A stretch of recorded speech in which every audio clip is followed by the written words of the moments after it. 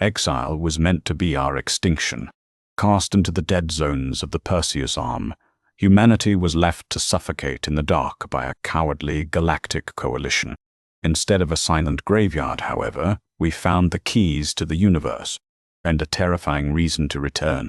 Silas stood before the reinforced viewport of the flagship Atherton, watching the dying embers of a red dwarf star slip past the ship's port bow.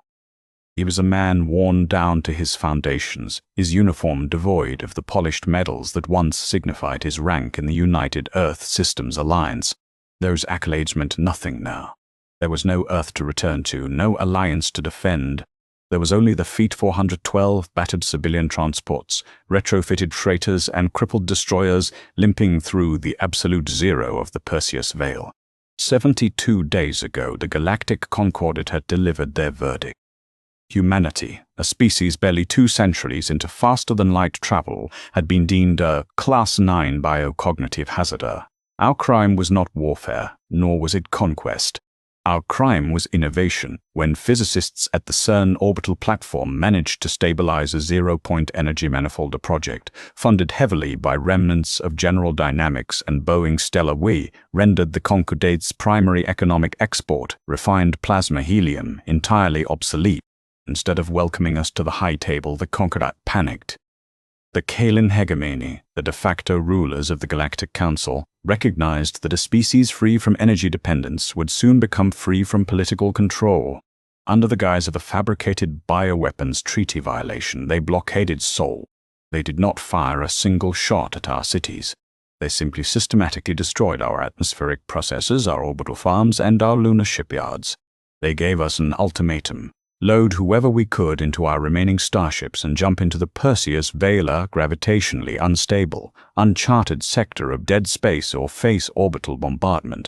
We chose the dark. 13 billion human beings were left behind to choke on a dying world. Barely 30 million made it to the fleet. Commander. Silas turned from the viewport. Dr. Genevieve Hayes stood in the doorway of the observation deck. She was the fleet's chief astrophysicist, formerly the head of DARPA's Advanced Propulsion Division. The harsh, flickering fluorescent lights of the Atherton highlighted the deep circles under her eyes. Like everyone else, she was surviving on 1,000 calories a day and synthetic water. "Report, Doctor," Silas said, his voice gravelly. "We just lost the Archimedes," Genevieve said softly, her gaze dropping to the steel floor grating. "Life support failure on decks 4 through 9. Captain Pendleton tried to reroute power from the primary fusion drive, but the manifolds were too degraded. The cascade failure took the ship." Silas closed his eyes. The Archimedes was a converted luxury liner carrying nearly 80,000 civilians. "Did any escape pods launch?" "A few," she replied, her voice trembling slightly. "But we don't have the fuel reserves to decelerate the fleet and pick them up. If we stop, the zero-point drive will stall. We won't be able to restart it." "They're gone, Silas." He swallowed the bitter taste of bile and helplessness. This was the reality of the Veil. Every day a ship went dark. Every day the Concordat's silent execution continued. "Add their names to the manifest of the lost. Have we found a viable planetary candidate yet?" Genevieve stepped forward, handing him a battered beta pad. "That's why I came up here. Long-range telemetry just bounced back from a system 3 light-years ahead. It's an anomaly. A rogue planet untethered from any star, drifting through the interstellar medium." Silas frowned, scrolling through the raw data. "A rogue planet is frozen. Surface temperatures would be near absolute zero. How does this help us?" "Look at the thermal imaging." She pointed a grease-stained finger at a heat map on the screen. "There are localized thermal blooms. Massive ones, the radiating energy from beneath the planet's crust. It's not geothermal, Silas. The spectrum signature is too clean, too rhythmic. It's artificial." Silas stared at the readouts. The implications were staggering. The Perseus Veil was supposed to be completely devoid of life. The Concordat had scanned it millions of years ago and declared it a dead zone, suitable only for dumping radioactive waste and exiling undesirable species. "Are you telling me there's an outpost down there?" Silas asked. "Concordat. If it is, it's older than the Concordat," Genevieve said. The atmospheric composition above the vents shows traces of heavy isotopes that haven't been used in galactic engineering for at least 5 million years. Silas, whatever is down there, it's generating enough heat and power to sustain the entire fleet indefinitely.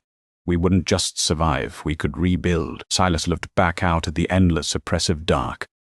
His people were dying. The Atherton was venting atmosphere from microfractures in the hull, and the food synthesizers were failing.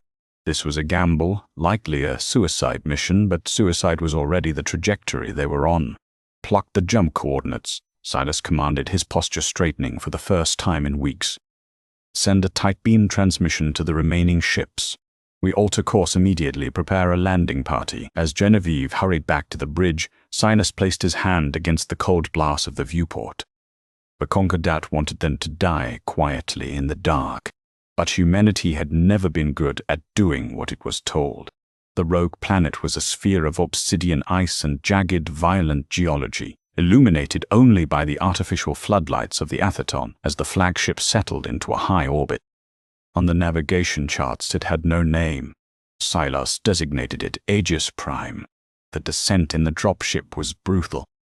Fierce electromagnetic storms lashed across the frozen atmosphere, violently shaking the heavily armored hull of the transport craft.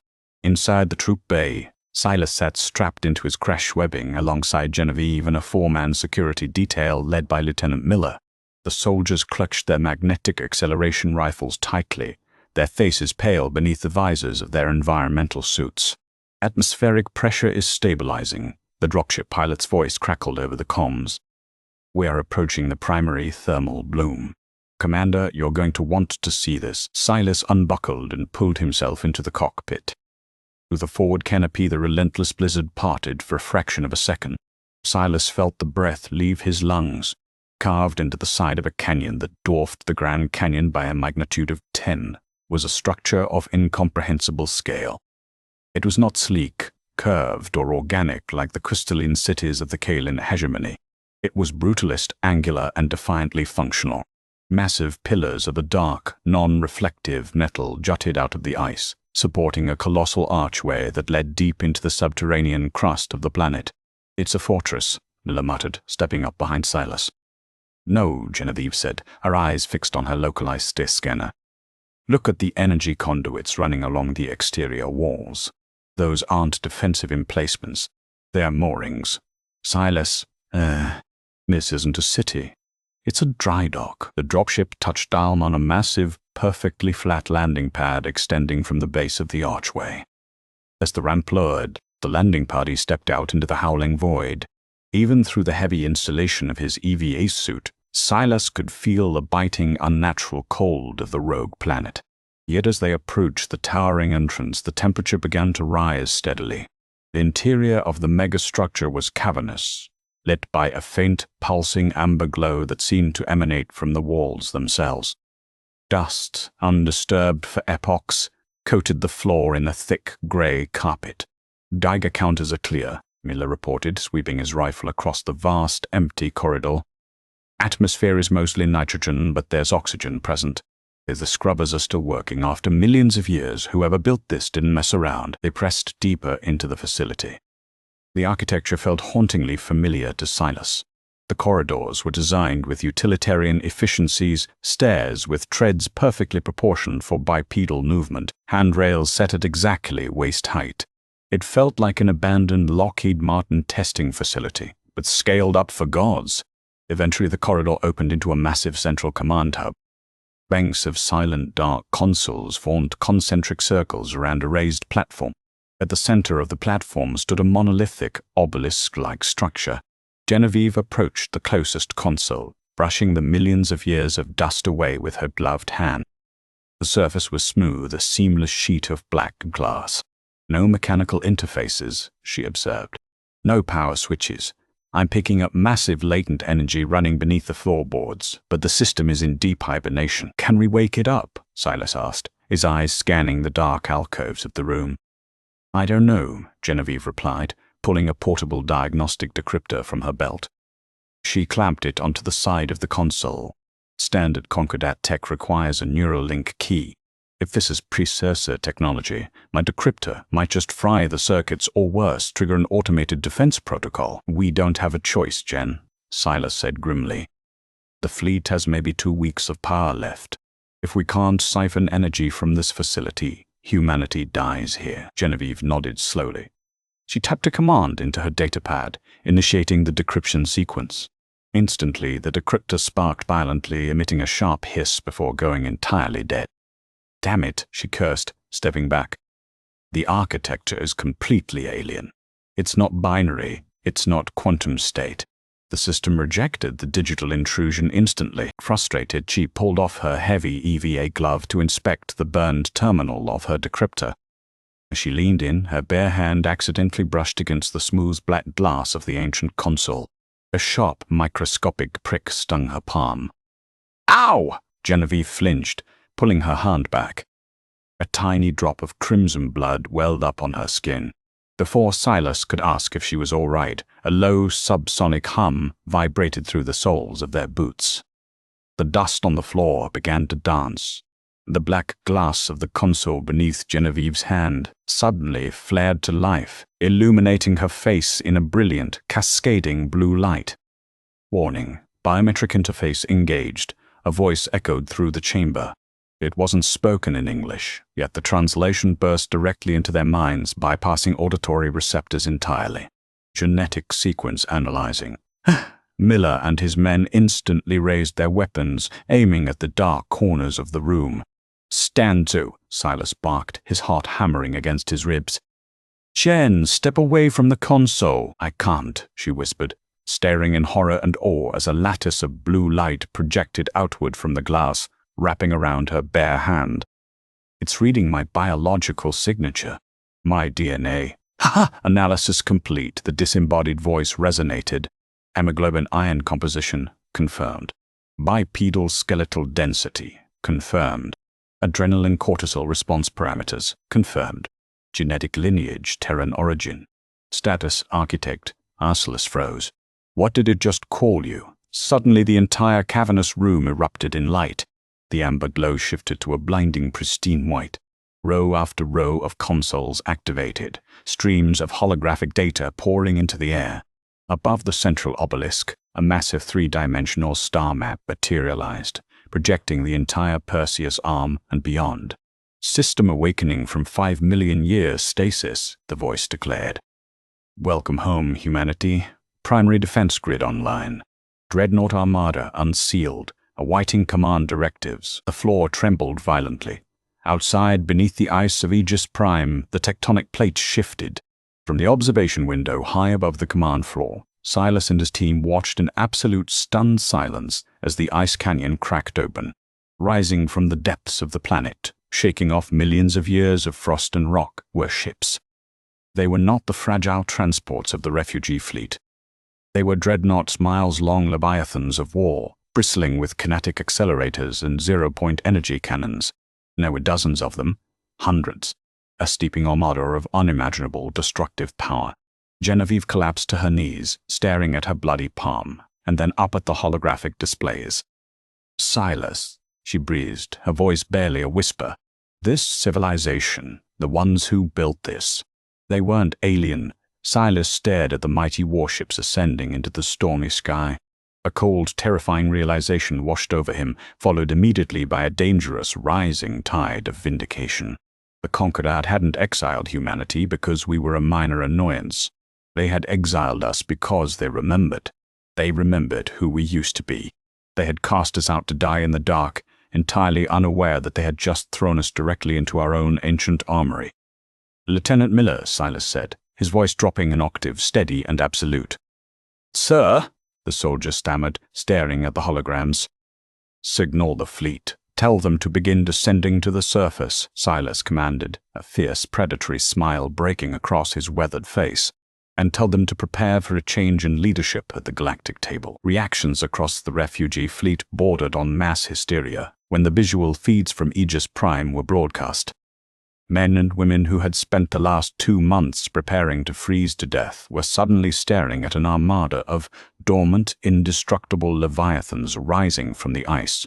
By the time the Atherton initiated its descent protocols, joining the rest of the ragged civilian flotilla, Silas had already moved the command center into the bridge of the largest ancient dreadnought.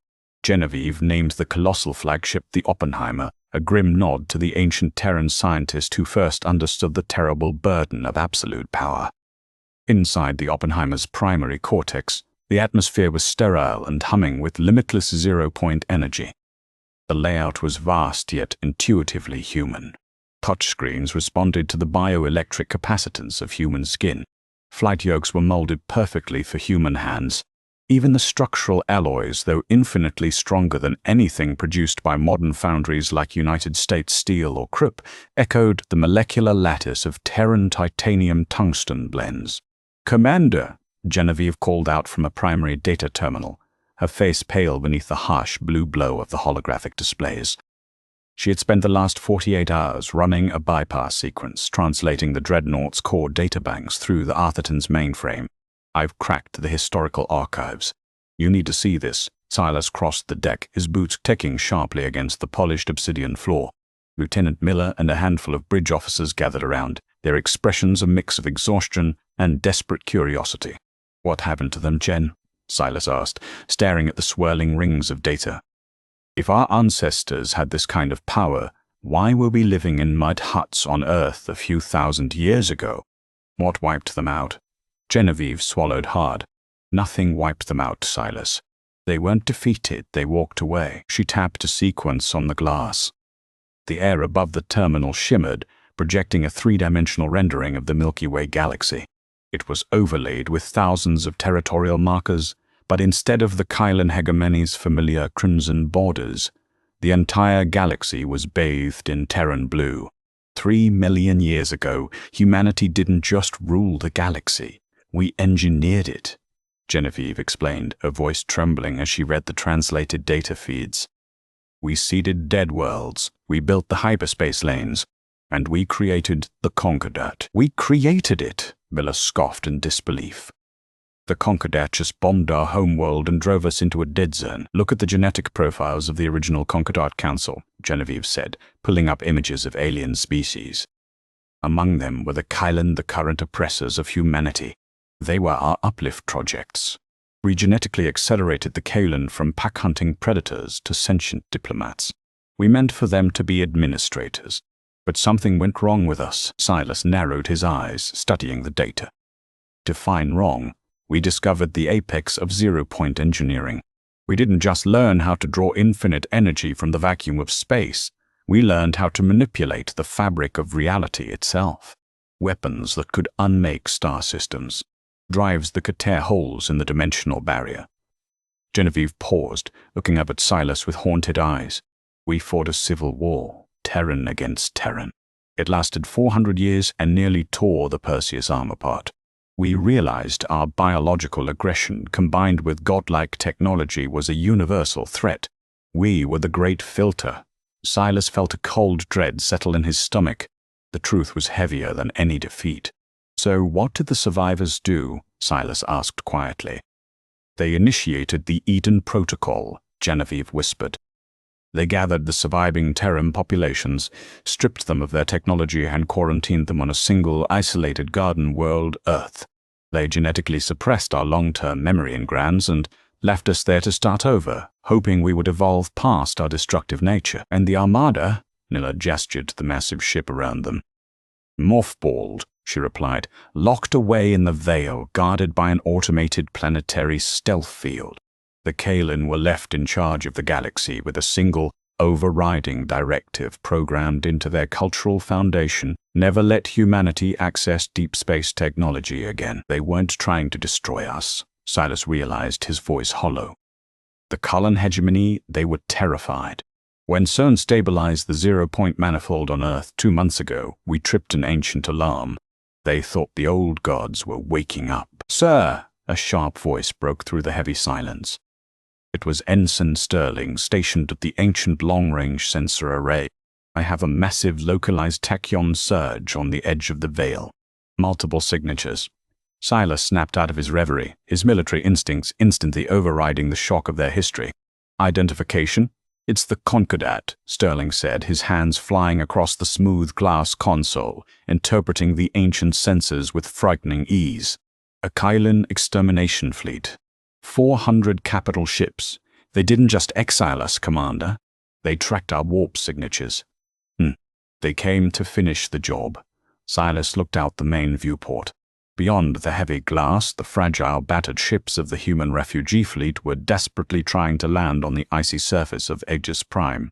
Millions of terrified civilians, starving and exhausted, were huddled in the cargo bays of repurposed Amazon freighters and masked interstellar haulers. The Kylan had broken their own rules. They weren't just containing humanity anymore. They were committing genocide. "Jen," Silas said, his voice dropping to a terrifying absolute calm. "Does this dreadnought have a full weapons complement?" Genevieve looked at the console, then back at him. "Yes, the entire armada is fully loaded. Silas, if we use these weapons, we validate their fear. We become the monsters they think we are. If we don't use them," Silas replied, turning to face the command crew, "we die in the dark, and our history dies with us. Initiate fleet-wide neural syncing.